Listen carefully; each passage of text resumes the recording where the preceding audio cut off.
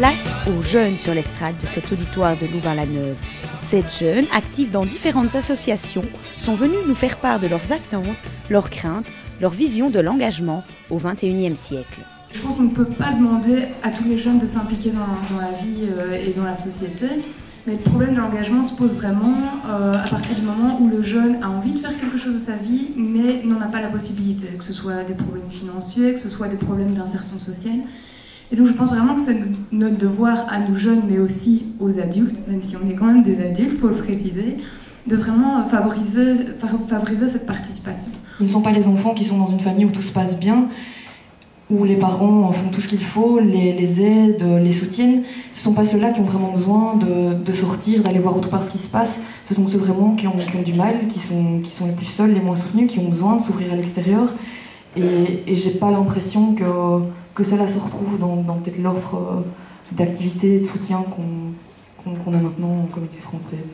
Je voudrais vraiment faire en sorte que les espaces de parole donnés aux jeunes soient vraiment efficaces et soient vraiment porteuses de sens au final. C'est une recherche du sens, moi je suis vraiment attaché à ce point-là. Donc on peut effectivement avoir l'impression que les jeunes d'aujourd'hui ne sont pas engagés. Mais je pense que l'engagement évolue avec le temps. Aujourd'hui on ne s'engage plus. Il n'y a pas que l'engagement politique.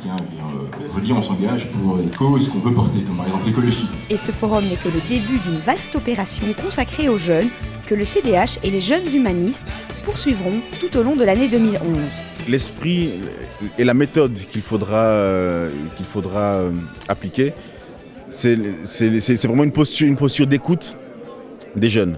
Et donc voilà pourquoi c'est important de lancer par exemple les carrefours de la jeunesse, où on pourra réunir tous les acteurs du secteur de la jeunesse, réunir des jeunes pour pouvoir les entendre sur leur réalité, sur leurs problèmes, sur leurs rêves, et de pouvoir justement avoir un message politique qui est le plus en accord avec la réalité des jeunes au final. On doit, avec exactement le même volontarisme, accompagner, aider, offrir des formations, réinsérer, soutenir, coacher, orienter, avec le respect de la personnalité et avec le respect aussi des désirs. Je pense que ça doit fédérer toutes les énergies, mais pas uniquement des niveaux de pouvoir. C'est des acteurs éducatifs, des acteurs de l'enseignement, des entreprises qui ont un rôle majeur et une responsabilité sociétale majeure en matière de formation qu'ils sous-estiment beaucoup trop. Les partenariats publics-privés, c'est avec les acteurs locaux, c'est avec l'ensemble des réseaux quels qu'ils soient. Tous ces acteurs seront présents au Carrefour de la Jeunesse organisé fin mars.